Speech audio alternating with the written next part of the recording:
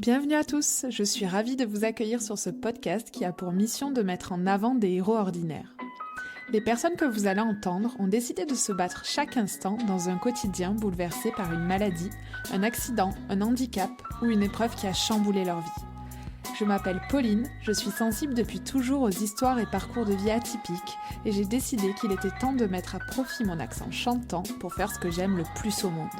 Partager et échanger avec des personnes remarquables et inspirantes. J'espère que ces témoignages vous aideront à mieux vivre vos petits et grands pépins. Je suis très heureuse de vous retrouver pour un nouvel épisode de Pépin Podcast. Mon invitée du jour s'appelle Anna, une jeune femme pleine d'entrain qui a réalisé le documentaire Danser sous la pluie, sur la maladie de Ménière et de façon plus générale sur la relation à soi et aux autres quand une maladie chronique s'immisce dans votre vie. Atteinte de cette maladie depuis maintenant 7 ans, nous avons retracé ensemble son parcours, des premiers symptômes jusqu'à la sortie de son documentaire. Mais je n'en dis pas plus, je vous laisse découvrir ma conversation avec Anna. Bonjour Anna, merci d'être là aujourd'hui pour répondre à mes questions. Bonjour Pauline.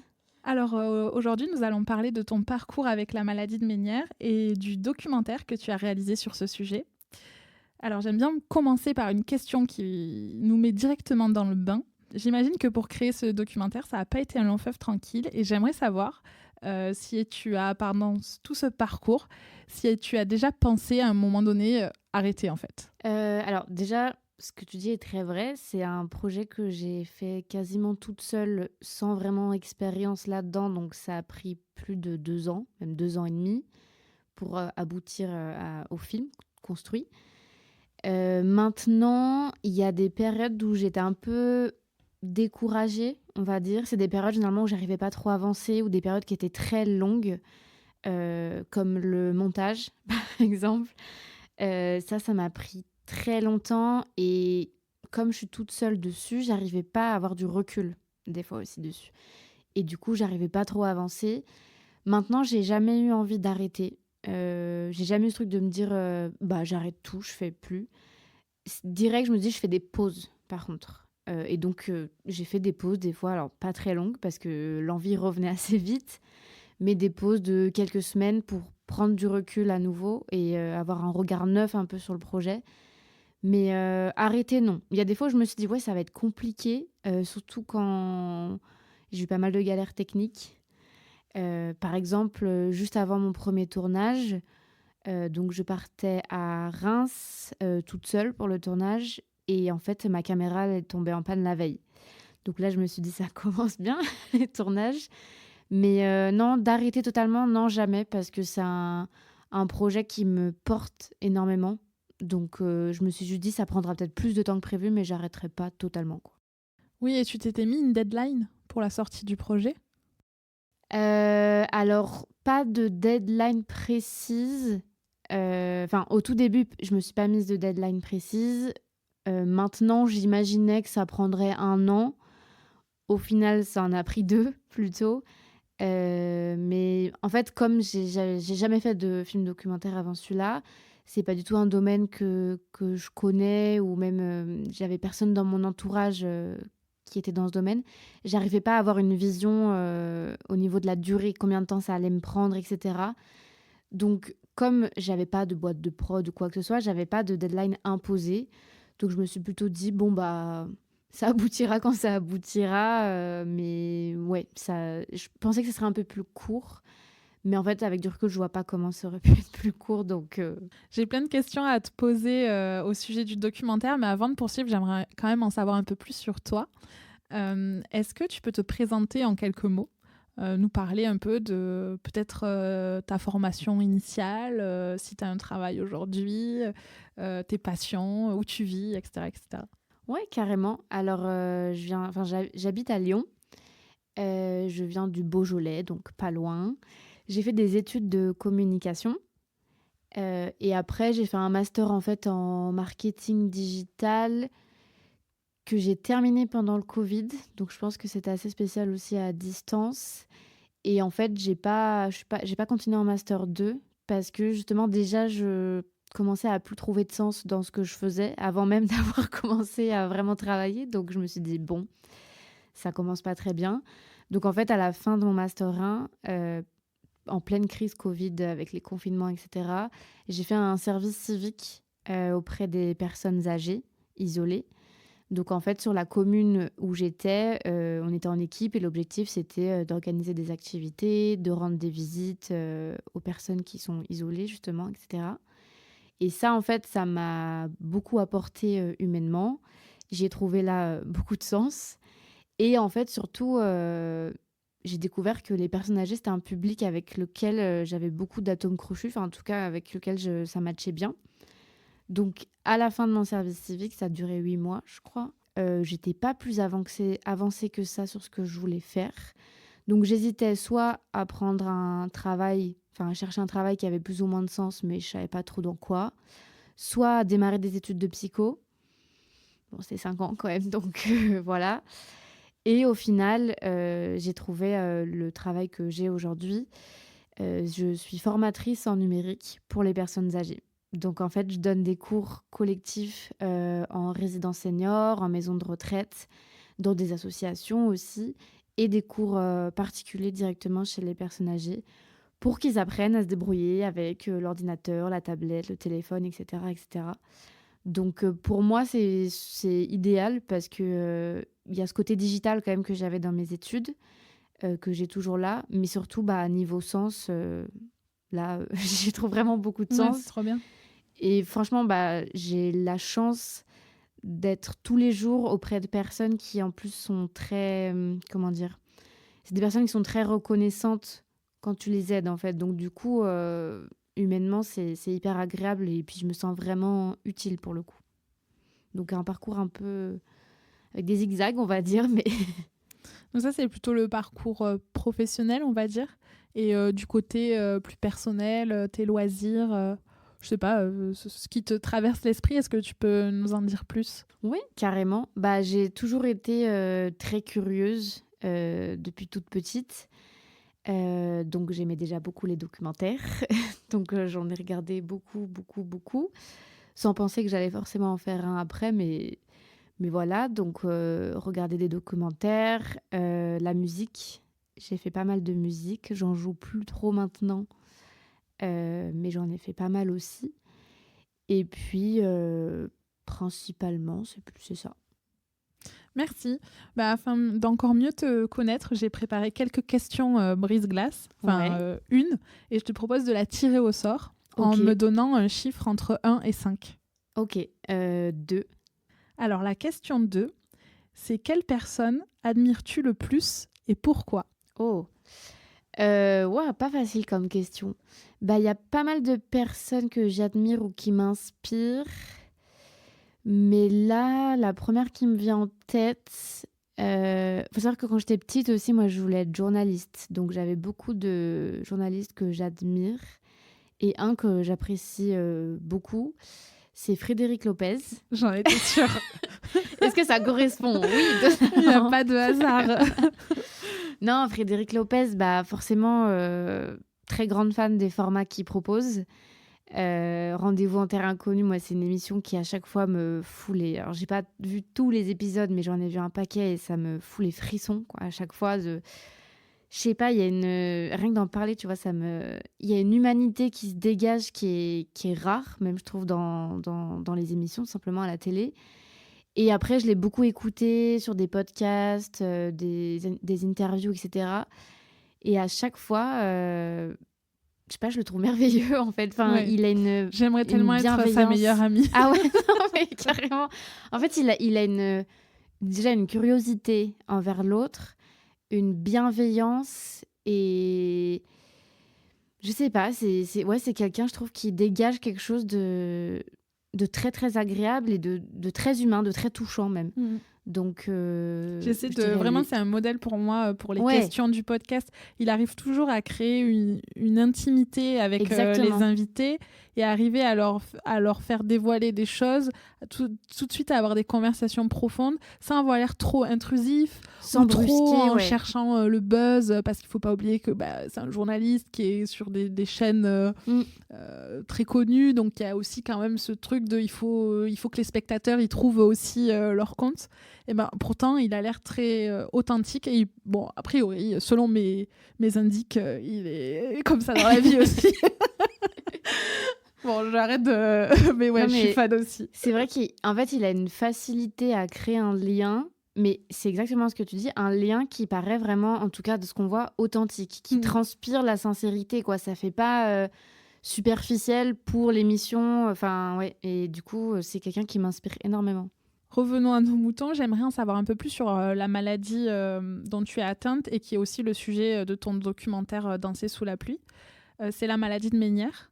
Est-ce que tu peux nous expliquer en quoi elle consiste en fait En fait, la maladie de Ménière, déjà, c'est une maladie chronique. Donc, c'est-à-dire qu'une fois qu'on en est atteint, on la garde avec soi toute notre vie. C'est une maladie chronique de l'oreille interne et qui va entraîner différents symptômes, notamment auditifs, mais aussi vestibulaires. Donc, les principaux symptômes, ça va être une perte d'audition. On va avoir des acouphènes.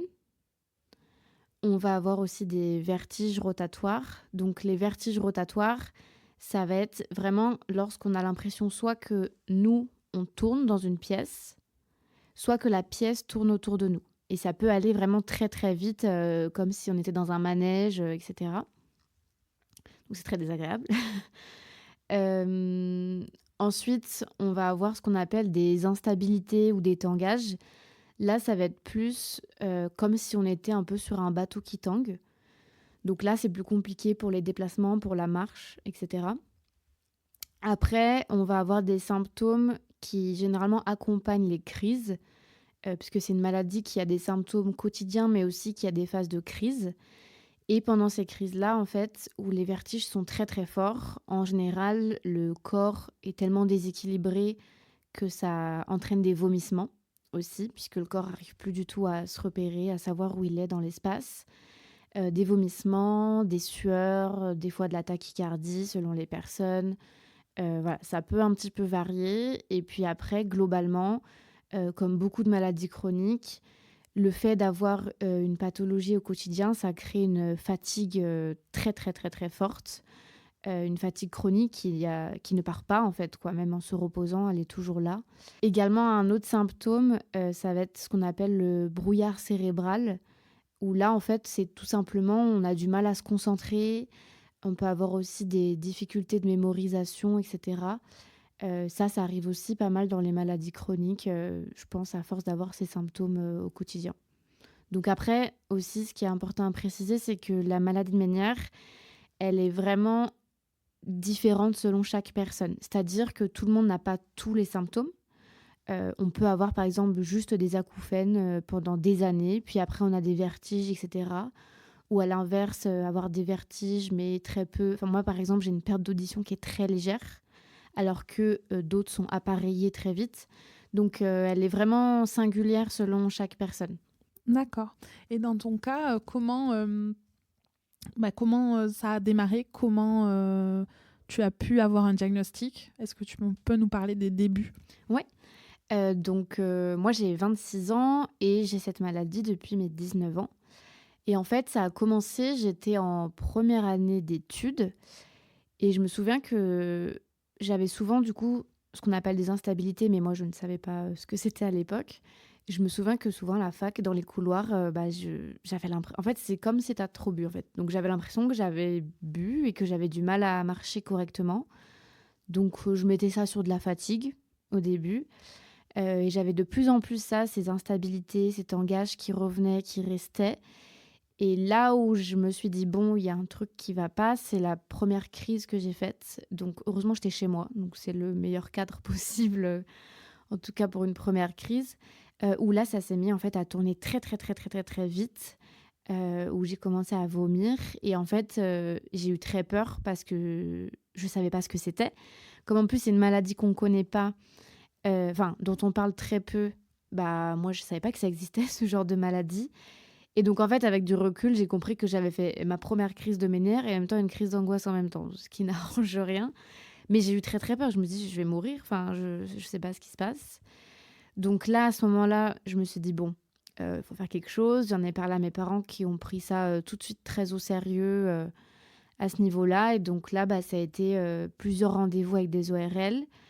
Le diagnostic a mis un an et demi à peu près à être posé officiellement.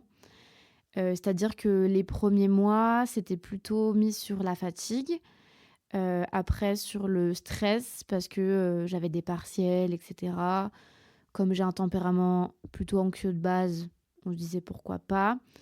Et le côté aussi, je pense, le fait que j'avais 19 ans à cette époque, ça n'a pas trop aidé parce que j'ai plusieurs médecins en fait qui se disaient elle est jeune de toute façon donc L'hygiène de vie tout est va pas bien. top. Ah non. Non, c'était plus en mode Ah oui. elle a 19 ans donc de toute façon ça peut pas être une maladie Grave. chronique justement Oui. ou une maladie grave, etc.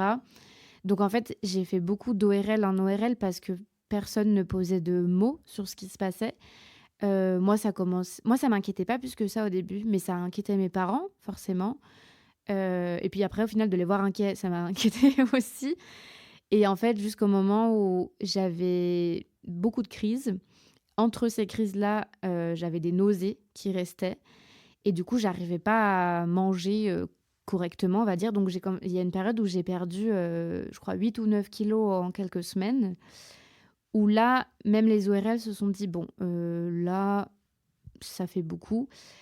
Et donc là, il y a eu plusieurs choses évoquées. Donc évidemment, pas évidemment, mais pour le diagnostic, si tu veux, en fait, la maladie Ménière, pour la diagnostiquer, ça passe beaucoup par des examens d'élimination. C'est-à-dire qu'on va éliminer d'autres maladies pour en déduire que c'est la maladie Ménière. Maintenant, je sais qu'il y a des IRM spéciales pour l'oreille interne qui permettent d'avoir un diagnostic plus facile, plus précis, plus rapide. À mon époque, en tout cas, on n'en parlait pas. Et donc, au bout d'un an, on me pose ce diagnostic de maladie de Ménière. Mais au début, j'étais un peu en mode, qu'est-ce que je fais de ça ? Parce qu'en fait, on me dit que c'est ça. On me donne un traitement. On me dit que ça va être là toute ma vie. Mais c'est tout. Comment je le gère ? Qu'est-ce que Mais ça du coup, devient ? c'est un traitement qui apaise quel type de symptômes, puisque tu m'as dit qu'on ne pouvait pas guérir. Oui, en fait, alors, il y a différents types de traitements. Mais en gros, on va avoir un traitement de fond. Là, l'idée, c'est de faire le moins de crises possible grâce au traitement, donc d'atténuer les crises. Et un traitement pendant les crises, justement, pour qu'elles soient moins intenses. Et c'est un traitement anti-inflammatoire ou c'est... Non, c'est pas anti-inflammatoire parce que c'est pas une inflammation. Après, je pourrais pas te dire exactement ce que c'est comme type de médicament parce que franchement, j'ai pas les compétences médicales pour. Mais je sais que c'est vraiment, en tout cas, alors c'est 2 traitements médicamenteux, un traitement de fond pour qu'il y ait moins de crises et un traitement de fond à prendre que pendant les crises pour qu'elles soient moins fortes. Donc j'ai eu ça, qui au début m'aidait beaucoup.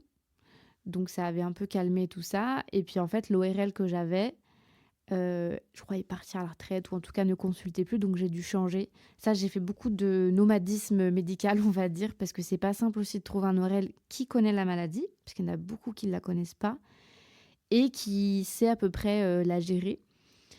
Et en fait, l'ORL que j'ai vu en remplacement, là, ça a été un coup un peu psychologique. Je lui ai dit donc que j'avais la même manière, en gros, je venais le voir pour un suivi.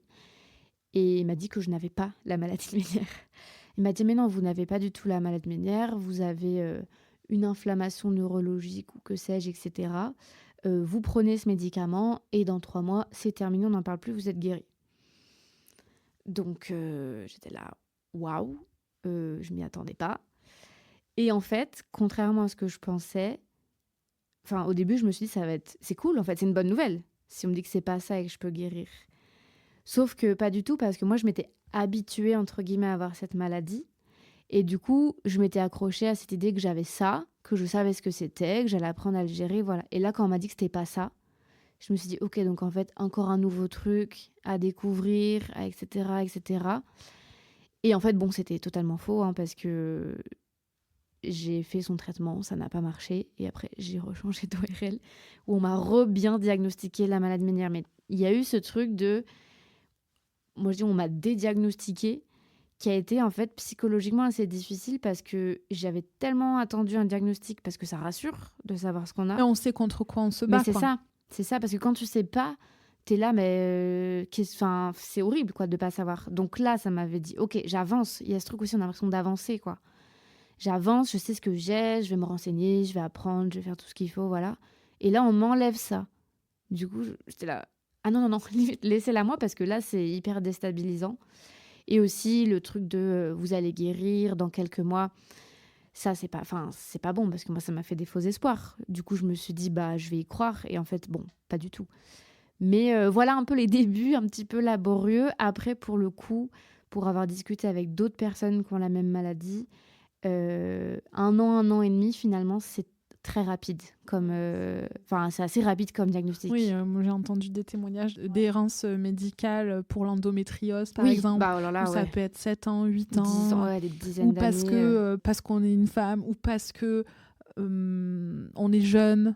Ah mais non, mais c'est pas grave, c'est psychologique. Combien Ouais, de, puis c'est psychologique, c'est de dans la tête. personnes j'ai entendu, mais c'est psychologique. Et en fait, à la fin, le diagnostic, ça tombe sur une maladie rare. Et vu que c'est une maladie rare, peu de personnes connaissent bien le sujet, peu de personnes connaissent, et donc il y a peu de diagnostics qui sont posés.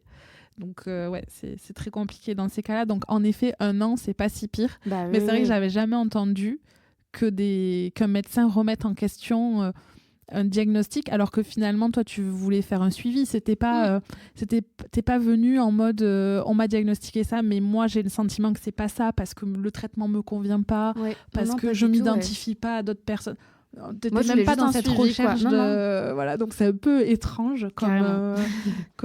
voilà, c'est la première fois que j'entends ça. Et ce que j'aimerais savoir, puisque tu as dit que c'était assez singulier les symptômes, j'aimerais savoir, toi, dans ton cas, Mhm. j'ai l'impression qu'avec le traitement, ça a l'air d'aller, mais qu'est-ce qui finalement t'handicape aujourd'hui le plus au quotidien, ou si ça va mieux aujourd'hui, qu'est-ce qui t'handicapait le plus à certains moments? En fait, donc là, ça doit faire 6 ou 7 ans, ouais, que j'ai la maladie.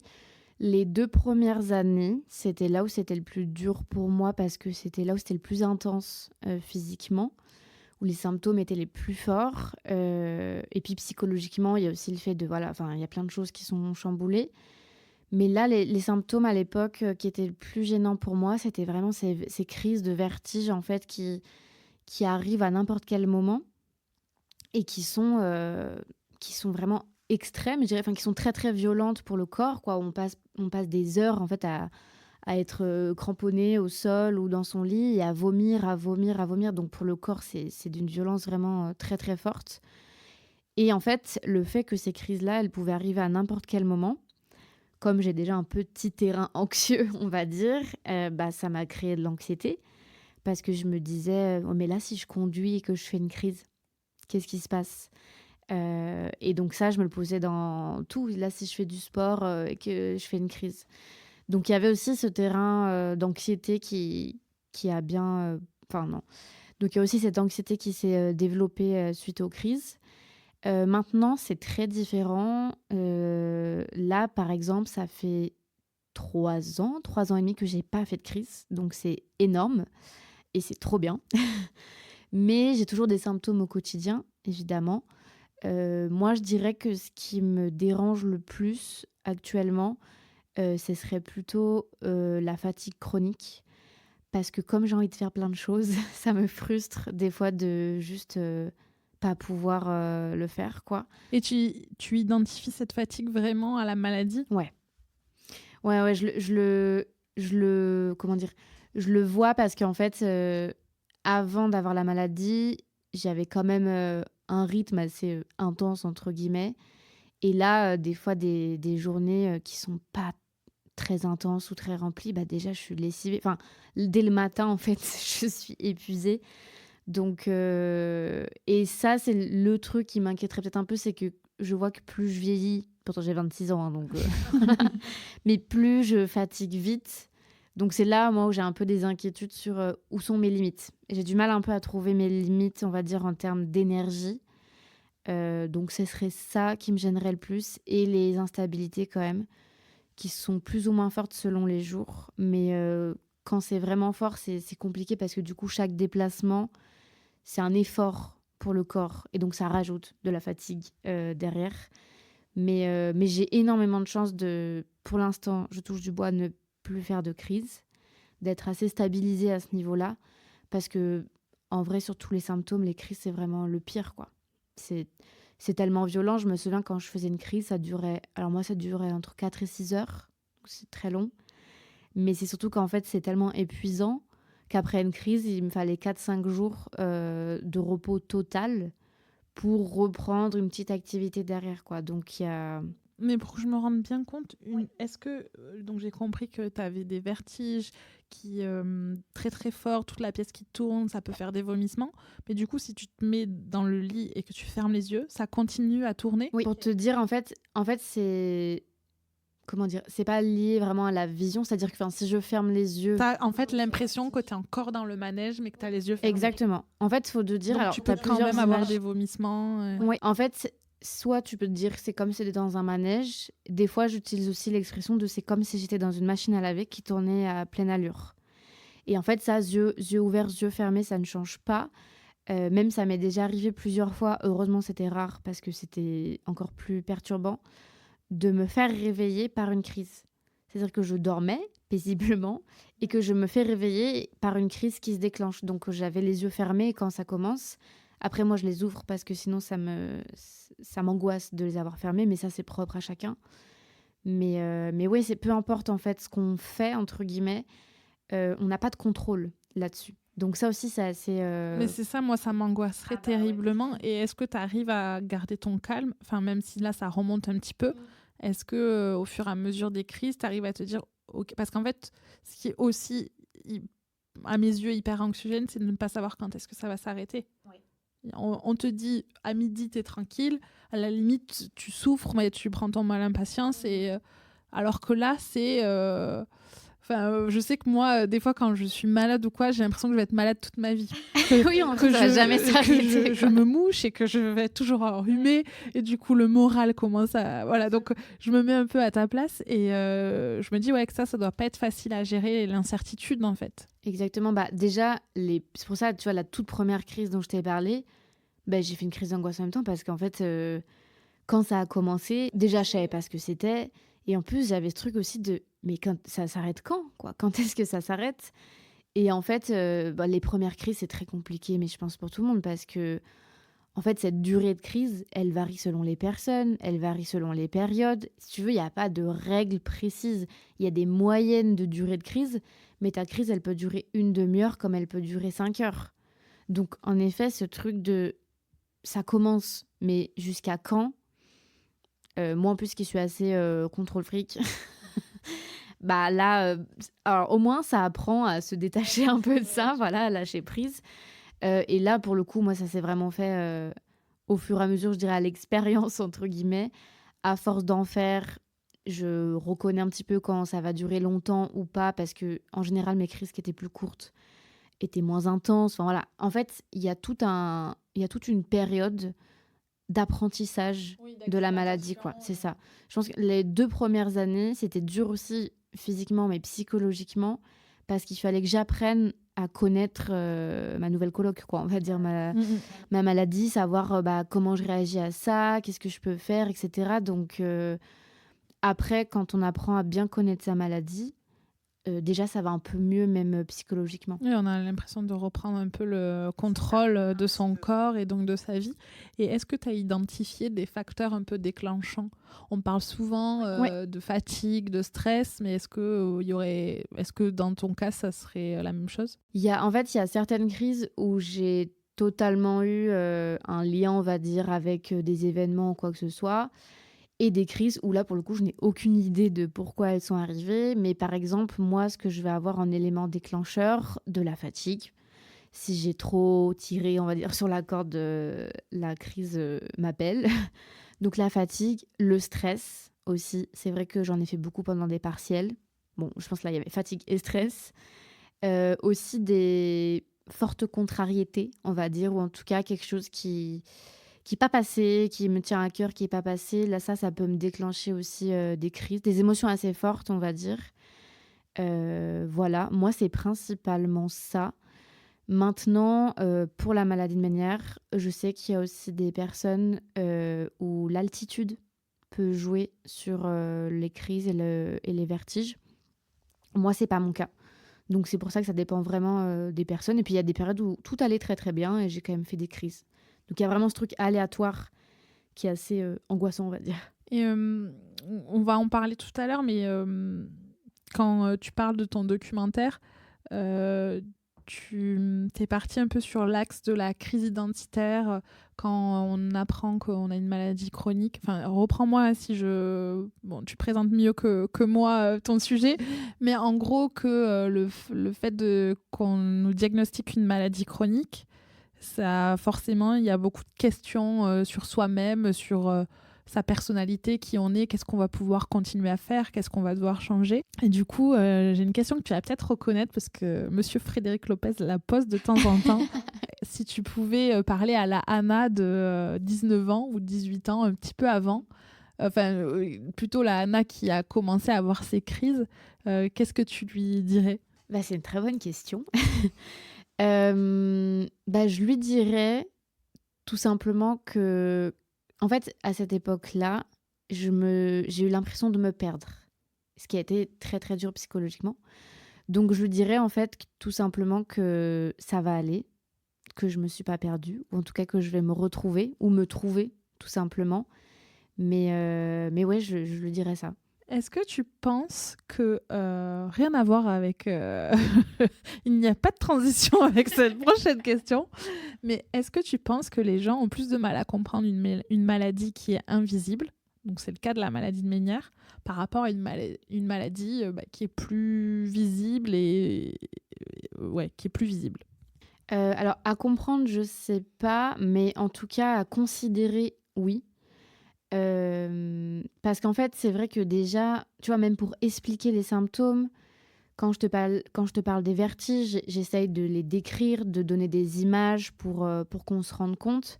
Parce que déjà, des vertiges, t'en as plein de tout type. Et un vertige de Ménière, c'est pas comme quand on n'a pas assez mangé le matin et qu'on a un peu la tête qui tourne, tu vois. Donc déjà, c'est des symptômes qui sont pas simples à expliquer. Le fait qu'on ne voit pas les vertiges crée du doute, des fois, chez certaines personnes. De se dire, est-ce qu'il en rajoute pas un peu ? Est-ce que c'est pas exagéré ? Est-ce que c'est pas inventé, même ? Donc oui, c'est sûr que ça joue totalement. Et puis on le voit aussi, moi je l'ai vu dans plusieurs cas, alors pas dans mon cas, mais dans plusieurs cas de personnes qui ont tout simplement une carte prioritaire due à leur pathologie, qui ne se voient pas, mais qui la sortent à la caisse et qui se font, pour être poli, disputer par des personnes qui attendent en prétextant qu'elles s'inventent un handicap, que si elle est handicapée, tout le monde peut passer, moi aussi je suis handicapée, etc. etc. Donc je dirais que le fait que ce soit un handicap invisible, en effet c'est plus compliqué à comprendre parce qu'on ne voit pas. Donc le fait de ne pas le voir aussi, forcément pour comprendre c'est moins concret. Mais c'est moins considéré aussi parce que du coup les personnes peuvent douter, se dire est-ce que c'est vrai, est-ce que c'est pas vrai, est-ce que c'est exagéré, etc. Chose que si t'as quelqu'un en fauteuil roulant en face de toi, tu vas pas dire t'exagères pas un peu, tu pourrais marcher quand même. Enfin tu vois, c'est acquis en fait, on se dit il est en fauteuil, il peut pas, ou voilà, enfin il a une maladie. Le fait qu'on le voit pas permet une sorte de doute, mais qui ne devrait pas exister non plus parce que remettre en question la maladie de quelqu'un ou le handicap, c'est super violent pour la personne qui le vit. Mais en tout cas, c'est sûr qu'il y a un impact. Du coup, ça nécessite quand même d'imposer, pas de savoir s'imposer et de savoir s'exprimer et communiquer sur sa maladie. Est-ce que toi, tu as des situations où peut-être tu as eu des difficultés à dire là, en fait, j'ai des vertiges, je peux pas venir à cette fête ou je peux pas... est-ce que tu as... Plutôt, est-ce que tu aurais un conseil ou est-ce que toi, tu arrivais à exprimer comme ça ta pathologie, on va dire ? En fait, au début, je pense que j'ai fait un peu tout ce qu'il faut pas. C'est-à-dire qu'au début, j'en parlais pas. Donc déjà, pas beaucoup de gens étaient au courant autour de moi. Et ensuite, j'ai énormément, minimisé ce qui m'arrivait. C'est-à-dire que je disais pas que j'avais une maladie chronique, je disais pas que j'étais malade. En fait, moi-même, je le conscientisais pas et donc dire: «Je suis malade», c'était le concrétiser quelque part. Donc j'étais un peu dans le déni au début. Du coup, si j'ai un petit souci de santé, j'ai des petits vertiges, enfin, tu vois, tu mets petit partout pour bien minimiser. Le problème, c'est que si on minimise trop ce qu'on a, on peut pas être pris au sérieux derrière, forcément si on le minimise. Donc ça, c'est les «erreurs» entre guillemets que j'ai faites au début. Mais oui, j'ai eu du mal déjà quand j'ai arrêté ce déni, à faire comprendre ce que c'était. Tout simplement, je pense aussi que l'âge joue. À 19 ans, est-ce qu'on comprend forcément que son amie, elle a une maladie chronique, qui ne part pas, qui ne se voit pas, tu vois? Enfin, faut quand même une certaine maturité, je pense, pour comprendre ce genre de choses et l'accepter aussi. Donc j'avais du mal à la faire comprendre parce que souvent on me disait: «Ah moi aussi j'ai des vertiges souvent vers midi». Je suis là: «Oui, mais c'est pas pareil». Donc ça, c'est assez compliqué. Maintenant avec le temps, disons que j'essaie si je vois que la personne ne cherche pas à comprendre, moi je vais plus m'épuiser non plus, à tout expliquer de A à Z parce que s'il y a pas de volonté derrière, ça sert à rien. Par contre, c'est sûr que je pense quand on a une maladie chronique qui est peu connue, qui se voit pas, moi, en tout cas, ça m'a développé un petit côté pédagogue où du coup, bah, voilà, pour mes proches, qui vivent au quotidien avec moi, bah, faut quand même qu'ils sachent, à quoi ils peuvent être confrontés. Donc d'essayer d'être clair, d'expliquer les choses, d'utiliser des images, de prendre des exemples et cetera. Oui, ça, c'est important. C'est important pour que les personnes se rendent compte de ce que ça impacte sur la vie, quoi. Si tu veux bien, on va poursuivre en parlant un peu plus de ton documentaire, donc Danser sous la pluie. Est-ce que tu peux expliquer à ceux qui n'en ont pas encore entendu parler, puisque j'ai la chance de te recevoir aujourd'hui à Toulouse parce que demain, il y a une projection de ce documentaire. Donc déjà, félicitations d'avoir concrétisé ce projet, d'avoir persévéré. Mais est-ce que du coup, tu peux nous le présenter brièvement? Ouais, alors en fait, Danser sous la pluie, c'est un documentaire sur, la relation à soi, à son identité, mais aussi aux relations avec, les autres, les proches et cetera, lorsque la maladie justement s'immisce, dans le quotidien. En fait, c'est un documentaire qui enfin, c'est un projet qui m'est venu parce que je me suis rendu compte en fait, au fur et à mesure de vivre avec ma maladie, qu'on parlait souvent de l'impact physique, en fait, d'une maladie chronique, mais pas beaucoup de tout ce que ça chamboulait, derrière. Et moi, quand je suis tombée malade, à 19 ans, bah, j'ai dû arrêter, beaucoup de choses que je faisais. Je faisais beaucoup de sport, j'ai tout arrêté. Les études, c'est quelque chose par lequel je m'identifiais beaucoup, j'étais à fond dedans, j'ai dû ralentir. Voilà, il y a dans la maladie, il y a plein de petits «deuils» entre guillemets qu'on doit faire, il y a des choses qu'on peut plus faire et si on s'identifie par ça, c'est extrêmement déstabilisant de se retrouver, sans rien et de se dire: «Bah, au final, si je peux pas faire tout ça, qu'est-ce que je fais et qui je suis?» Et ça, je trouvais qu'on en parlait peu et aussi du coup, l'impact en fait, relationnel. Parce qu'en fait, quand quelqu'un tombe malade, ça impacte évidemment cette personne, mais aussi ses parents, ses frères, ses sœurs, son conjoint, sa conjointe et cetera, ses enfants s'il y en a et cetera et ça, je trouvais que c'était important aussi à mettre en avant, de comment ça impactait sur les relations. Donc ce documentaire, il part de la maladie de Ménière, mais en fait, il concerne beaucoup de maladies chroniques de manière générale. En fait, les conséquences psychologiques, relationnelles, on les retrouve dans plein de maladies chroniques.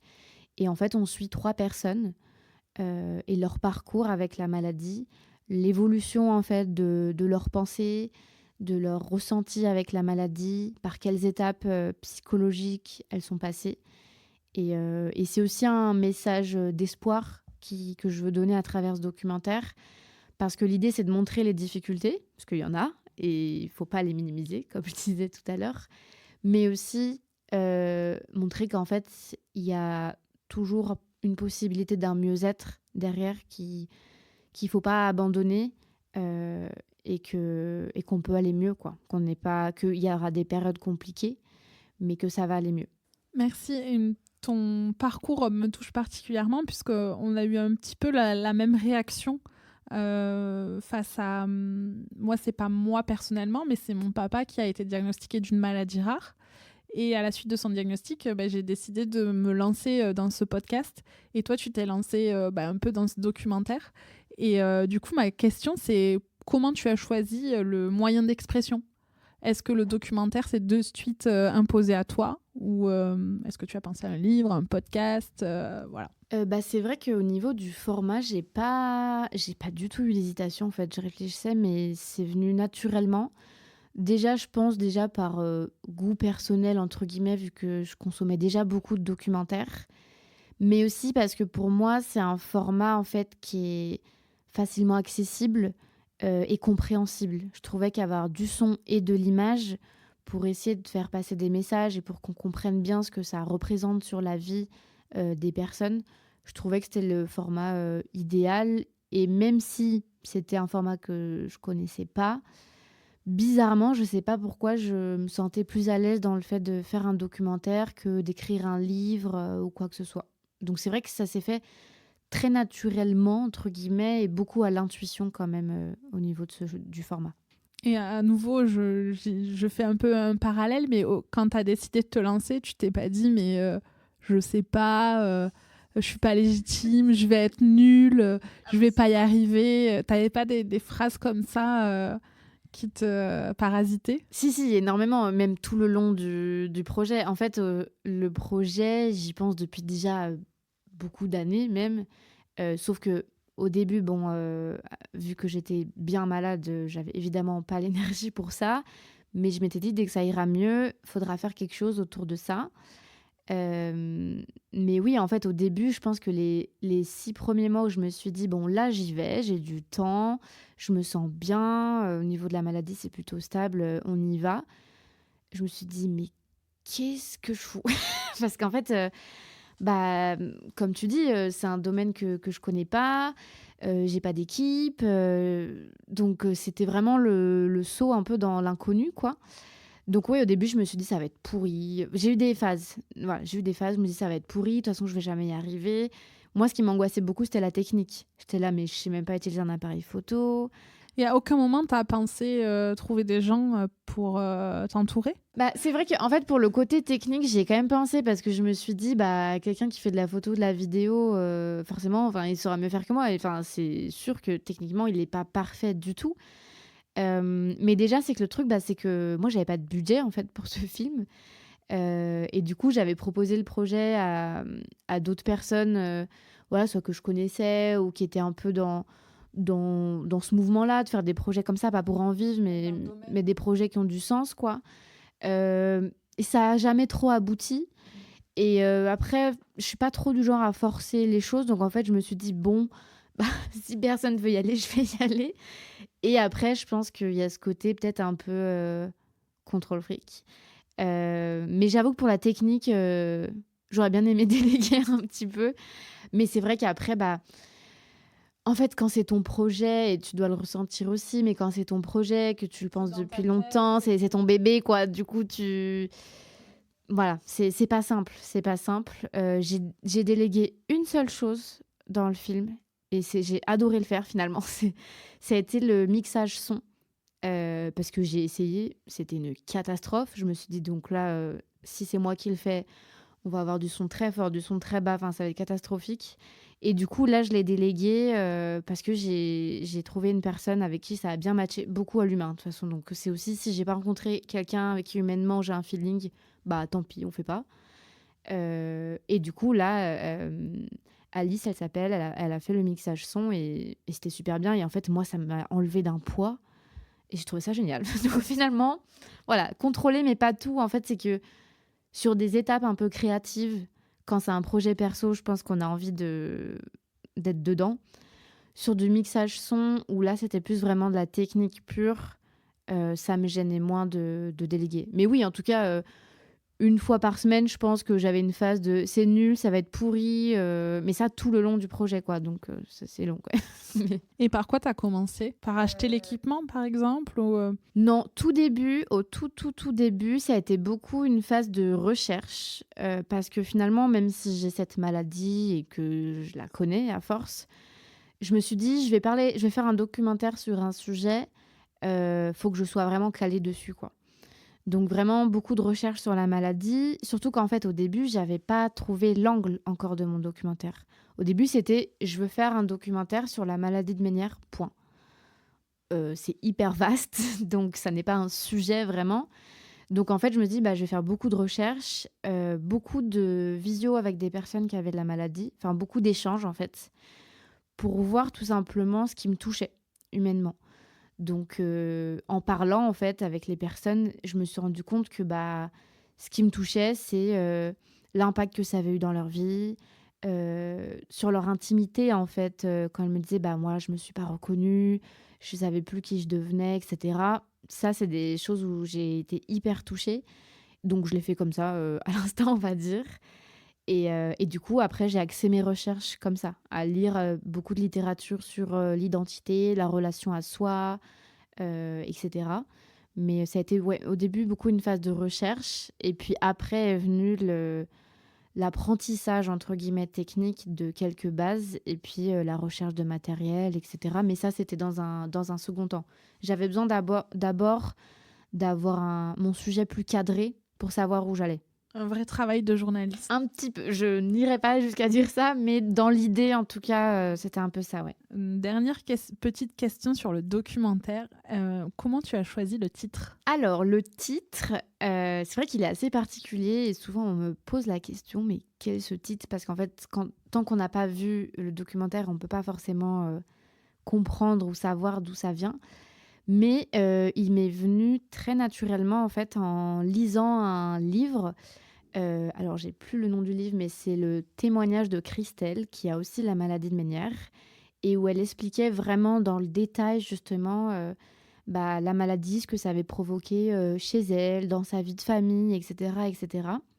Et en fait, les derniers chapitres étaient vraiment... Enfin, tout le livre est magnifique, mais les derniers chapitres sont très lumineux, en fait, parce que elle montre aussi ce que ça lui a apporté de positif, ce qu'elle en retire avec du recul. Et en fait, à un moment donné dans ce chapitre, elle cite du coup la citation La vie, ce n'est pas d'attendre que l'orage passe, mais d'apprendre à danser sous la pluie ». Et c'est une citation qui m'a énormément touchée parce que je me suis beaucoup reconnue. Je me suis dit, mais en fait... moi, justement, à 19 ans, j'ai eu une période très longue où j'attendais d'être guérie, entre guillemets, pour vivre.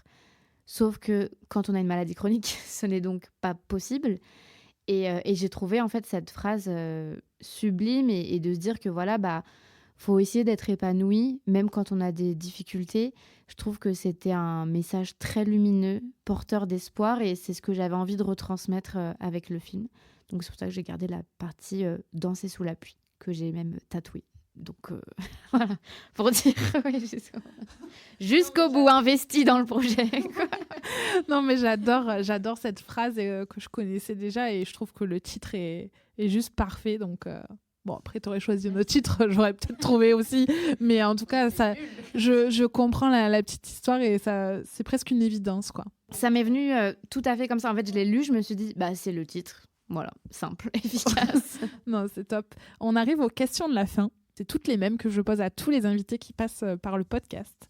Donc la première question, c'est: as-tu un livre, un podcast, un film ou une musique dont tu as envie de nous parler ? Oui, je pense à 2 livres ou même une autrice de manière générale. C'est Claire Marin, c'est une philosophe qui est elle-même atteinte d'une maladie chronique, une maladie auto-immune, si je ne dis pas de bêtises. Et son travail m'a énormément inspirée pour le documentaire, notamment son livre La maladie catastrophe intime, où en fait justement elle parle de l'impact de la maladie sur son identité, sur les différents impacts sur l'identité qu'il peut y avoir et comment en fait faire soin, comment prendre soin par rapport à ça. Et le livre Hors de moi, toujours de Claire Marin, où là c'est plutôt autobiographique et où elle décrit en fait toutes les émotions par lesquelles elle passe dans son parcours de malade. C'est très intime, donc c'est, je trouve, assez rare d'arriver aussi vite dans une intimité assez profonde. C'est à la fois intime et philosophique. Donc, ça pose à des questions, ça amène à des questions assez larges, assez universelles. Et c'est vraiment très, très, très intéressant. On peut aussi beaucoup, enfin, dans le livre Hors de moi, ce qui est très intéressant aussi, c'est que même si par exemple moi j'ai pas du tout la même maladie qu'elle, je me suis énormément reconnue à travers des fois la colère qu'elle pouvait ressentir, la lassitude, enfin plein d'émotions par lesquelles elle passe.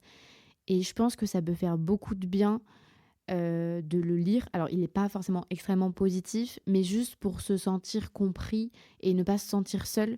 Parce que ce qui arrive aussi souvent quand on a une maladie chronique qui n'est pas très connue, c'est de vite se sentir seul avec ça. Donc, 2 ouvrages magnifiques que je recommande. Merci beaucoup, je connaissais pas du tout et ça m'intéresse. Est-ce que tu as une citation ou un mantra qui te motive au quotidien? Mais je crois qu'on en a déjà parlé. Oui, du coup, la vie, ce n'est pas d'attendre la fin de l'orage, mais d'apprendre à danser sous la pluie. Et je me le rappelle moi-même au quotidien parce que même si c'est ce qui me motive, des fois, quand les symptômes sont plus forts, c'est plus compliqué de se tenir à ça, mais justement, de se le rappeler, ça me motive et ça me permet de continuer à avancer. Est-ce qu'il y a un sujet dont on n'a pas parlé et que tu aimerais aborder? Je pense qu'on a quand même parlé de pas mal de choses. Là, j'ai rien qui me vient en tête particulièrement. Parfait. De quoi es-tu le plus fier aujourd'hui? Oh, bonne question. Fière, c'est compliqué à dire. Enfin, j'ai du mal à dire que je suis fière de ce que j'ai fait, ou en tout cas du projet. Mais je dirais que je suis contente de voir que là, le film, il y a eu que quelques projections pour l'instant. Mais juste même parce que j'ai communiqué sur les réseaux, les choses comme ça, j'ai des personnes qui me disent, en fait, ça me fait un bien fou de voir d'autres personnes qui ont la même maladie que moi, ou même pas forcément qui ont la même maladie, mais qui ont les mêmes réflexions, qui ont les mêmes pensées. Donc, je dirais que je suis fière, ou je suis contente plutôt de permettre à mon échelle à des personnes de se sentir un peu mieux, même si évidemment ça ne va pas tout changer, mais je me dis que c'est une petite pierre à l'édifice qui peut aider les autres. Donc, ouais, tant que ça peut aider les autres, moi, ça me fait plaisir. Tu leur permets de danser un peu sous la pluie. Voilà. J'essaye. Qu'est-ce que tu as envie que l'on retienne de ton témoignage?